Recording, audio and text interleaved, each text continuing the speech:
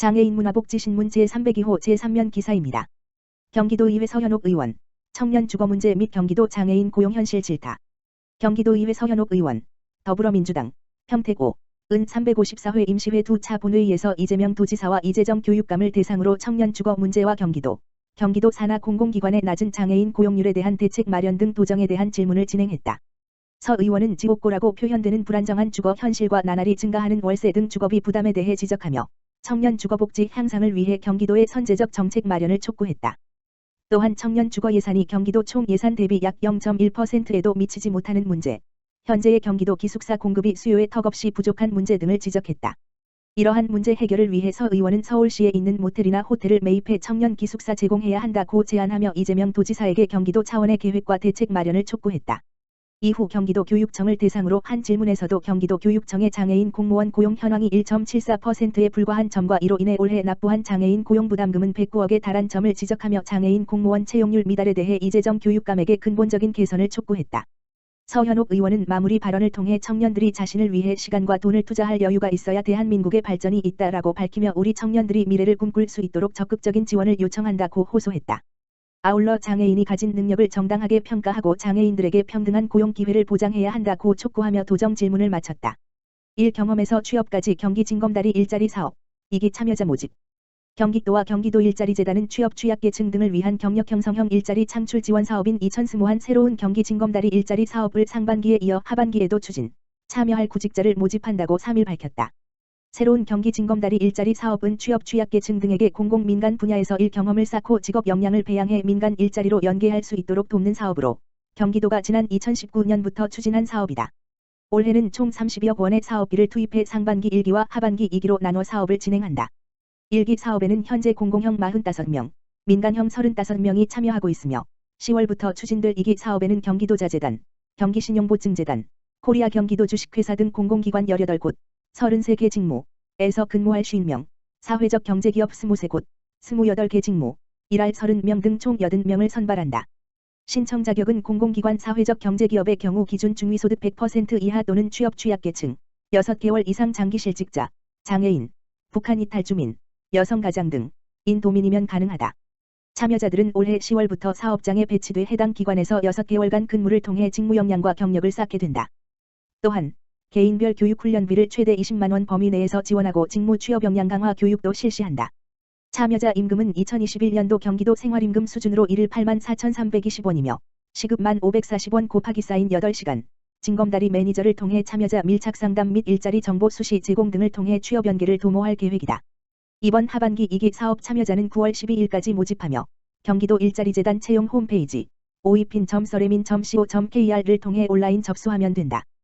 현병천 경기도 일자리경제정책과장은 이번 징검다리 일자리 사업을 통해 참여기관은 인건비 부담 없이 일자리를 제공하고 참여자는 공공 및 사회적 경제기업의 직무 경험을 배양할 기회를 얻을 수 있다며 경기도가 취업에 성공할 수 있도록 징검다리가 되어드리겠다고 밝혔다.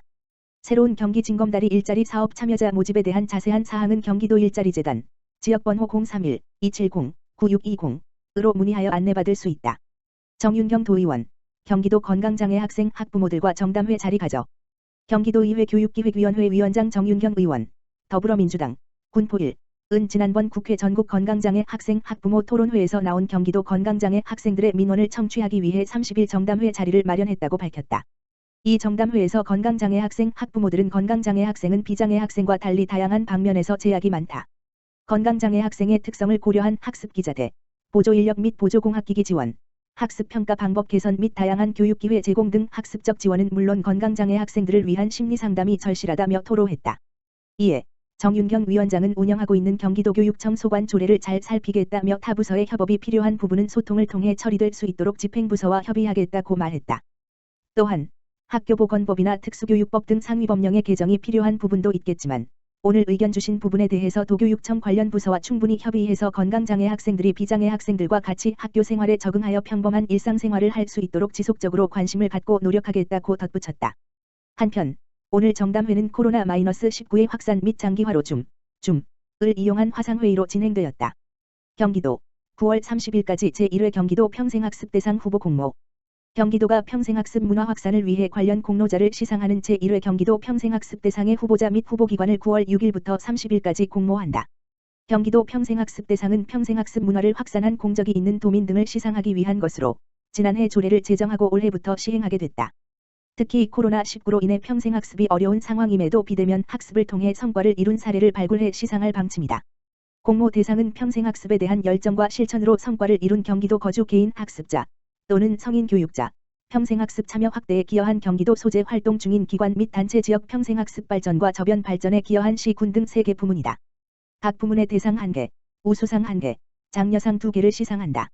신청 접수는 9월 6일부터 30일까지 경기도 홈페이지 지지.go.kr 고시 공고 게시판에서 신청서를 내려받아 포트폴리오, 사진, 작품, 보도자료 등과 함께 우편 방문 공문으로 제출하면 된다. 자세한 접수 방법은 경기도 평생교육과 지역번호 031-8008-4593로 문의하면 된다. 선정심의회의 심사를 통해 수상자를 선정하고 올해 11월 수상자를 발표하고 시상한다. 박승삼 경기도 평생교육국장은 제1회 경기도 평생학습 대상을 계기로 평생학습 참여 인식 제고 및 문화 확산의 효과를 기대하고 있다며 우수 평생학습 사업을 발굴하고 평생학습 문화를 확산시키기 위해 더욱 노력하겠다고 말했다. 경기도 코로나 블루 극복 산림휴양시설 인프라 확충 박차. 최근 코로나 블루, 우울감 극복의 대안으로 녹색복지가 떠오르는 가운데 경기도는 올해 총 317억 원의 사업비를 투입해 산림휴양시설 11개 사업을 추진하며 산림휴양 인프라에 박차를 가하고 있다고 이를 밝혔다.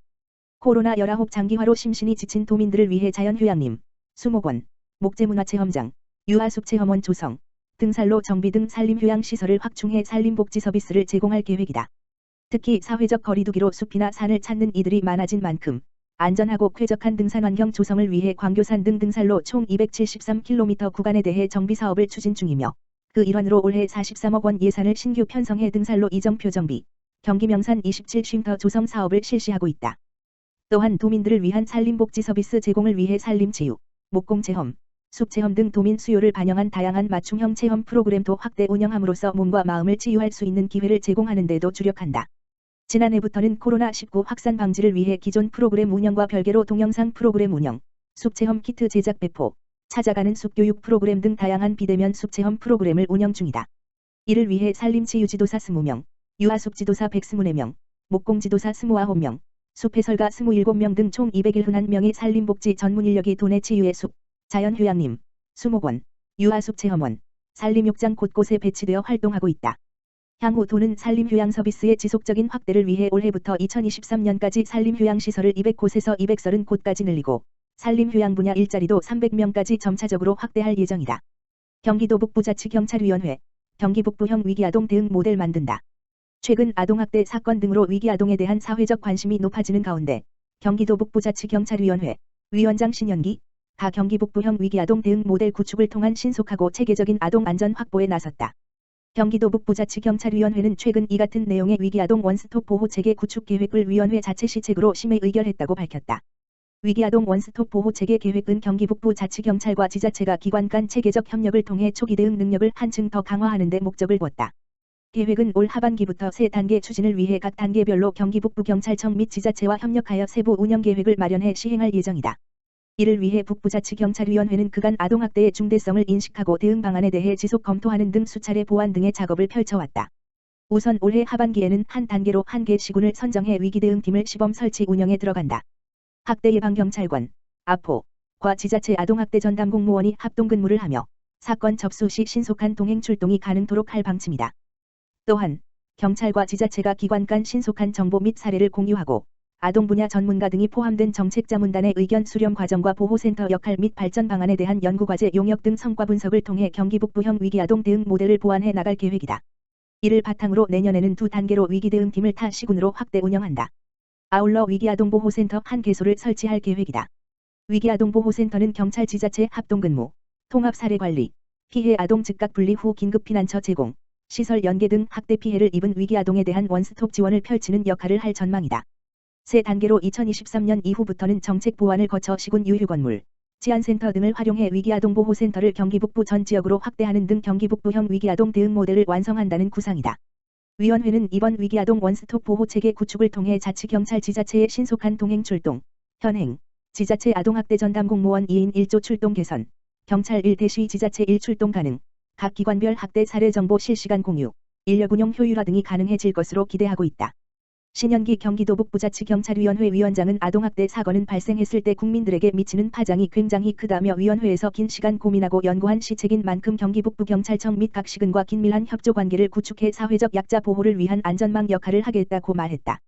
한편 경기도 북부자치경찰위원회는 지난 7월 1일 출범한 경기도 소속의 합의제 행정기관으로 지방행정과 치안행정이 연계된 아동, 청소년, 여성, 노인 등 사회적 약자 보호 시책 발굴, 도민 눈높이에 맞는 생활안전, 교통치안 서비스 제공을 위한 후속 정책 개발에 박차를 가하고 있다.